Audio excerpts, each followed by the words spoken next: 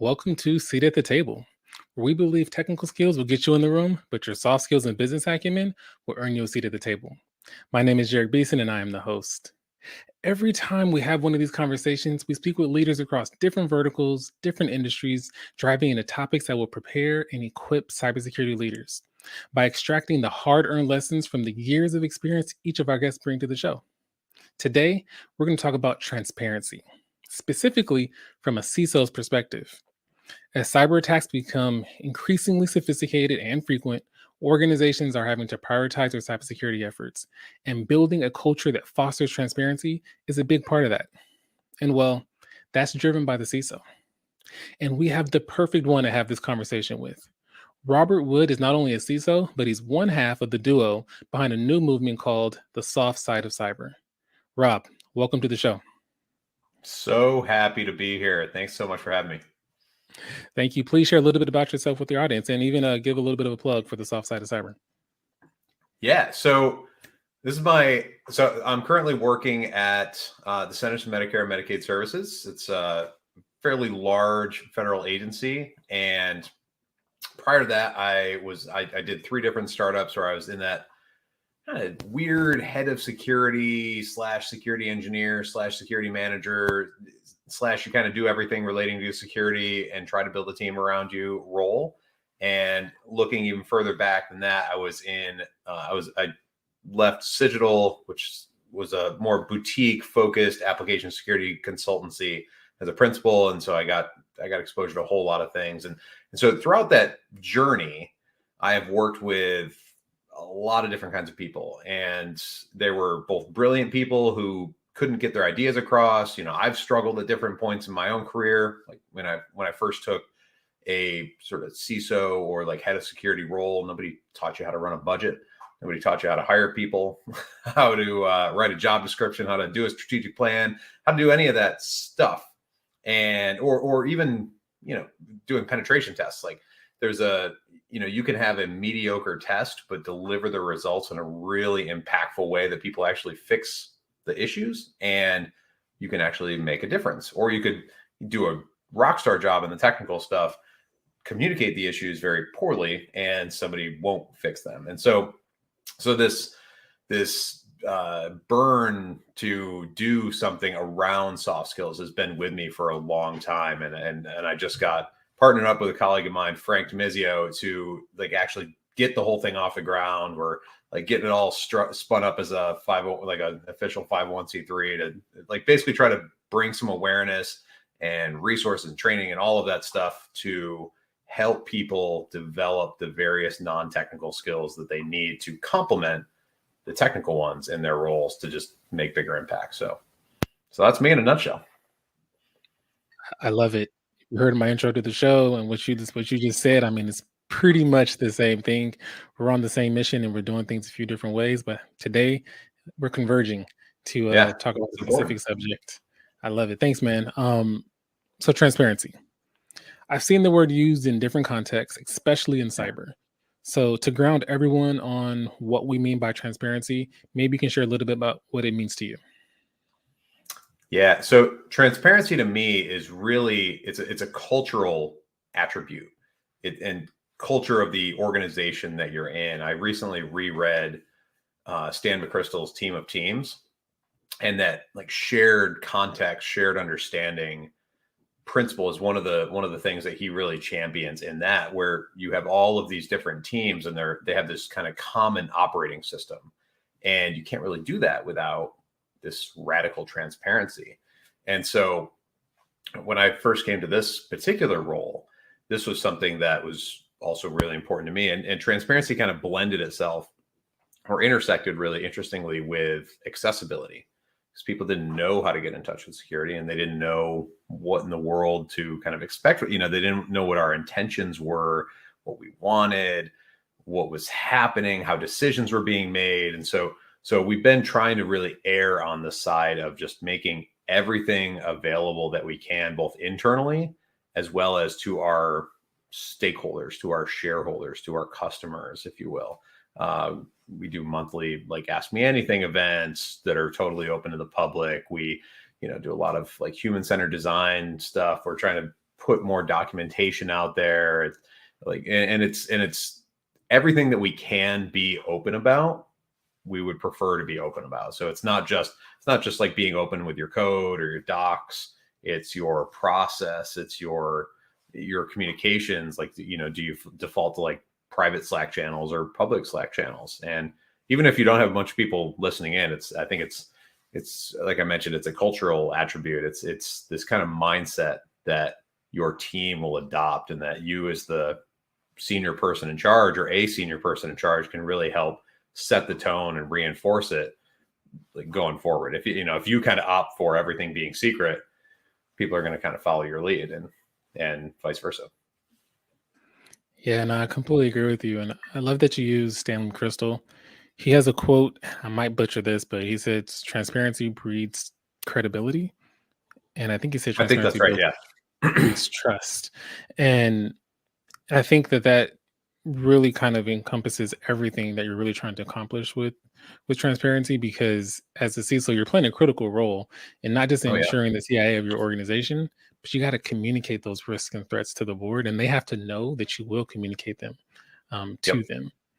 But at the same time, you got to balance discretion. And that's where it gets a little bit challenging, because not every stakeholder needs all the same information. So I'm curious how you approach transparency with your different stakeholders. So I think this is really where, if you just have so there's transparency where things are just open, and then there's communication where you're delivering a specific message on some of that open information, and maybe information that's not open, to a particular stakeholder. And in the latter example, where you're actually communicating something, I think it really comes down to, you got to know your audience. If you're talking to finance, you're going to relate things to the stuff that they care about. If you're talking to legal, you're going to relate things to the stuff they care about, or engineering, or product, or sales, or, like, every organization is different, and therefore every organization's structure is different in some ways. But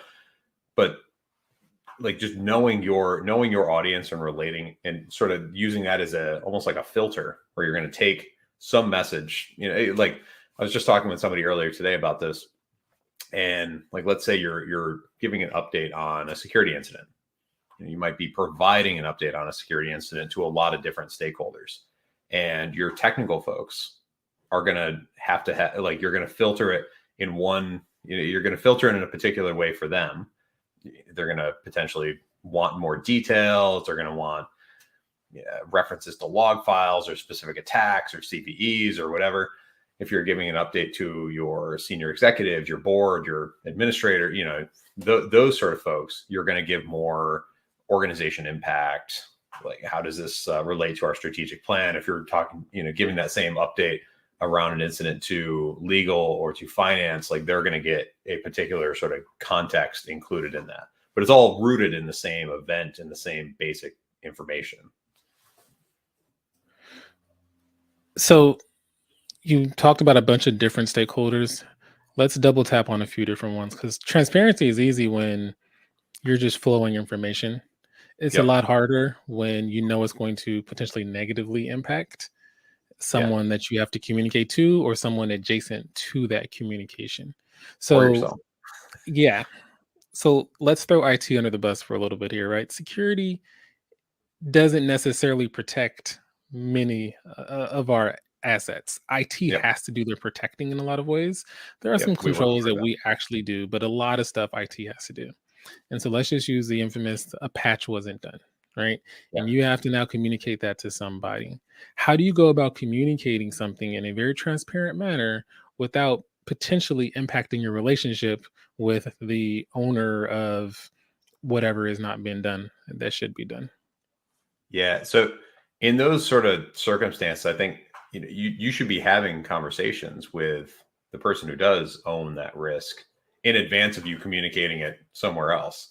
If there's sort of political fraughtness to be had, and where you're not going to be throwing somebody, where you don't want to be perceived to be throwing somebody under a bus, having a conversation with the CIO or the director or whoever owns that particular, whether it's a product or a tool or something along those lines, and making sure that they understand what's happening and why, like they can share context back with you as to maybe why something wasn't done, and there might be a really good reason. In healthcare, for example, there's a lot of legacy technology floating around, specifically in like hospitals, and in some cases you can't patch because patching would actually be more disastrous to the outcomes that matter in a hospital setting, which is things relating to patient safety. And like, what are you going to do? Are you going to update the Windows operating system, or are you going to save the patient's life, or like make sure that they have the device that they need to kind of keep them healthy, or keep the care going? And so I think, before you have that conversation, maybe with another senior executive where you're referring to a third party, like you should be having active dialogue with them, and where you're both open about the circumstance. You're sharing information about, like, we see this and we believe the impact is this, et cetera, et cetera. And then they can share context in return. Hopefully you've built trust with that individual so they feel comfortable doing so. And then as you're presenting something to somebody else, if the need still exists for that, you can explain this context and assure that you all are on the same page. Because even if we don't like it, let's say a patch was not applied or something along those lines, dependency wasn't updated, I think it's important that we, the security folks, understand and embrace that security is not always going to be at the top of the stack in terms of priorities. And so, if there's other things that are really there, that are taking priority, then, I think we have to work to put ourselves in their shoes and empathize and try to understand or see things from their perspective, and like try to find the middle ground that both maximizes outcomes, like mission outcomes for the organization, while minimizing as much risk as we can. Now, I'm in agreement with that. I try to give practical examples because people are listening and they're in these situations. You gave a scenario where there is a good justification why something wasn't done. Yeah, Sometimes people just are underperforming. that's Sometimes true. people just, I won't say aren't good at their job, but they prioritize other things Yep. instead of what's necessary from a cybersecurity perspective. And this is when the tough decision is made. Okay, I'm friendly with this person, or I'm gonna need this person for this other initiative, and I'm not trying to burn a bridge, whatever it may be. When it comes to transparency in those cases, I'll just ask you point blank. Do you ever take it on the chin and say, you know what, we're going to work on this, so next month the report is better, or next quarter the report is better, but I'm Oh not yeah. about to make it very clear that you were the root cause of this, and we'll just move forward.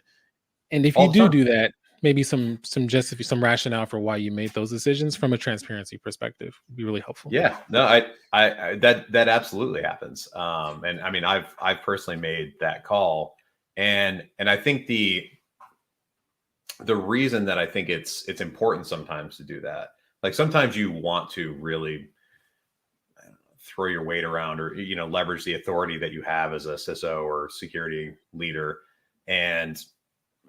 but you can think about like the immediate tactical risk that you might be mitigating through whatever the situation is, the circumstances are, the unpatched thing, the non-updated library, the password that wasn't rotated, or whatever the thing is. And that might be important. It might be like real risk.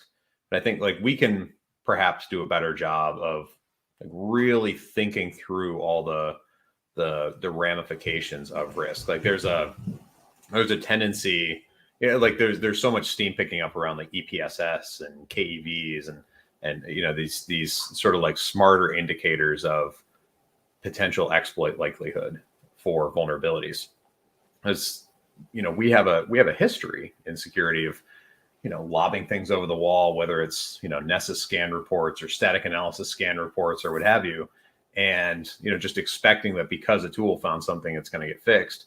And so like sometimes I would take it on the chin with like that sort of context in mind, and other times it's like, what's really more important? Is it like the long-term relationship that I have with this team, and am I going to be able to get more stuff done in the long term? Whether maybe you're going to do like, I don't know, like dedicate a couple of sprints to security in like the next quarter and like really take a chunk out, like trying to play the long game. Because ultimately, I mean, if you're going to be in a CISO role for 18 months and you just want to like get as much stuff done and be safe in your 18 months, like you might not care about the long-term relationship. But I think we owe it to ourselves to like really be thinking about the long-term dynamic, like relational dynamics between our team and the culture we're creating and curating and fostering, and that which intersects with other executives, whether it's IT, legal, finance, product, whoever. First and foremost, this is why I want to have this conversation, right? Someone that's looking 100% black and white by the book says transparency means I must make this very thing known to all these different people. Thou must make it very clear that it was this person that was the root cause, and this person is the one that's a finger pointed. And there's a level of risk management that we do that is risk to success of other things we're trying to accomplish as well. And you Yeah. can completely sever the success in the big picture Yep. by focusing on something small. That's exactly why I want to have this conversation. So I'm glad you put it the way you put it. Let's talk about timing and transparency. A lot of the time people think you're going to tell them everything all the time at the same time, but there needs to be this intersection where it makes sense. How do you Yeah. balance timing and transparency? So it depends on what I'm trying to communicate, of course. If like I try to tell stories when I am like I have this kind of narrative going on. Like maybe it's communicating our intentions through and about a strategic plan, or about our something much more tactical like a project update or something like that.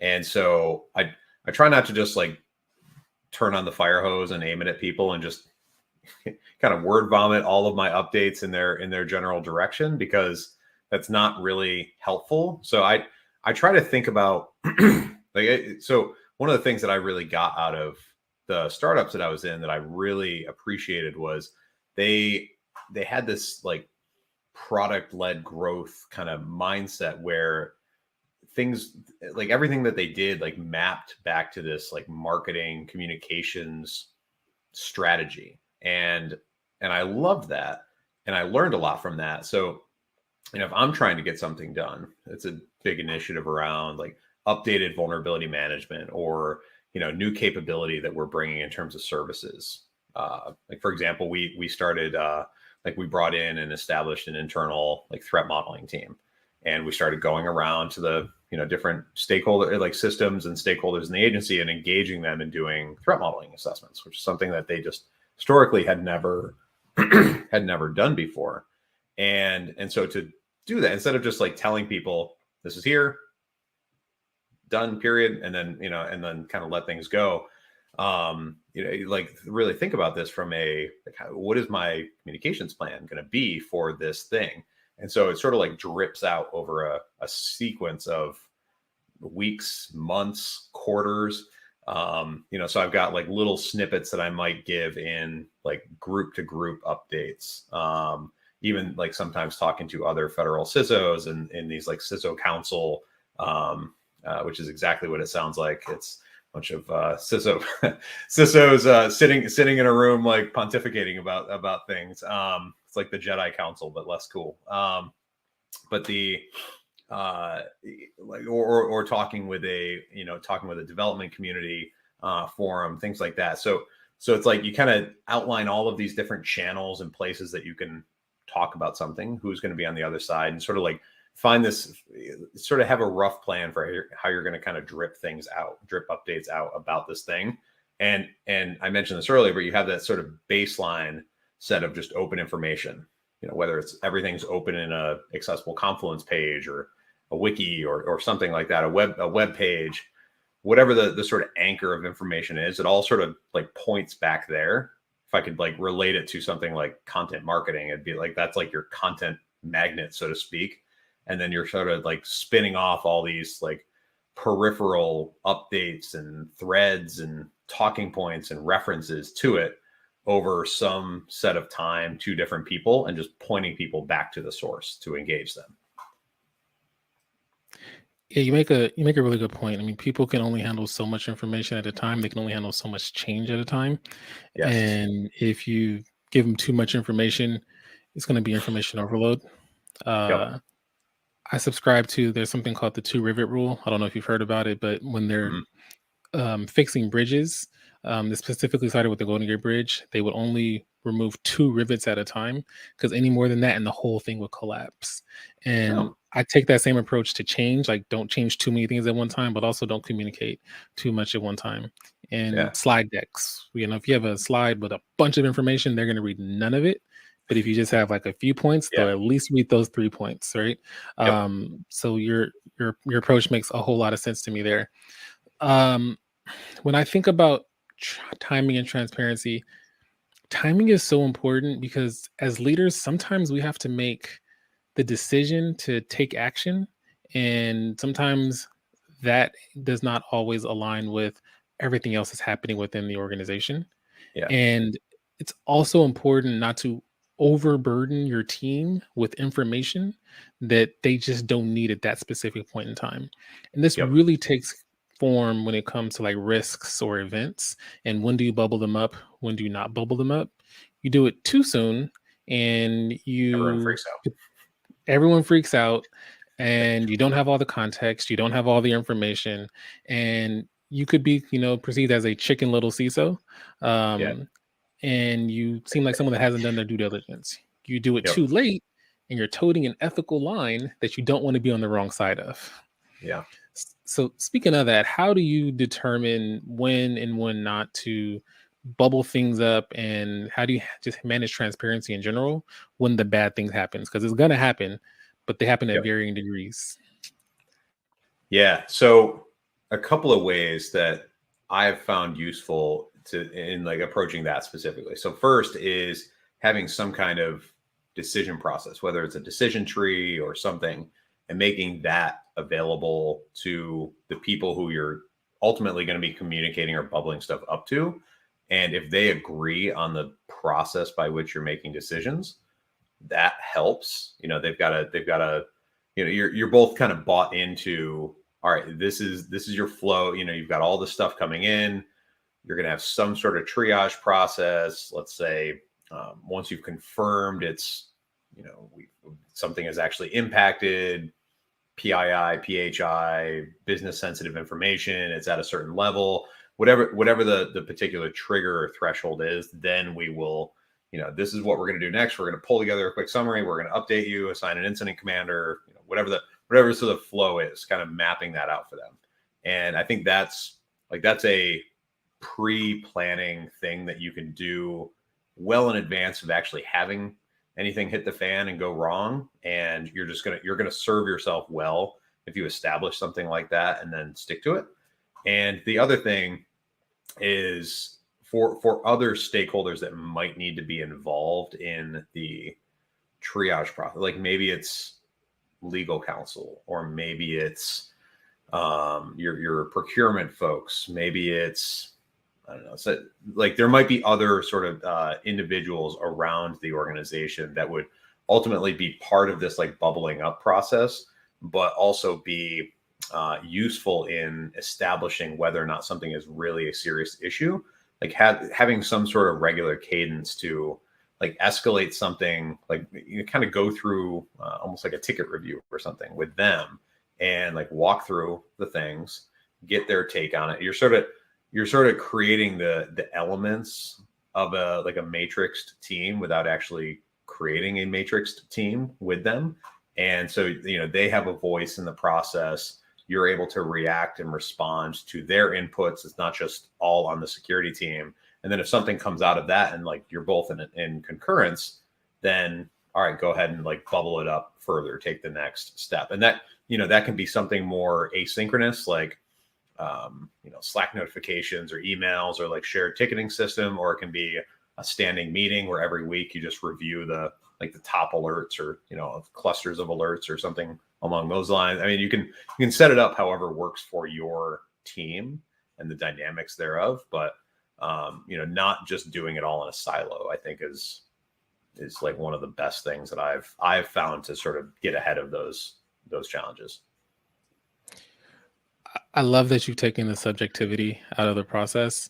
I've also, not doing it in a silo. I don't think I've ever heard the word silo used positively in our organization. It's always like, don't do this in Yeah. a silo. Don't do this in a silo. So for anyone that's watching, if you're in a silo, if anyone says you're in a silo, it's really typically not for positive reasons.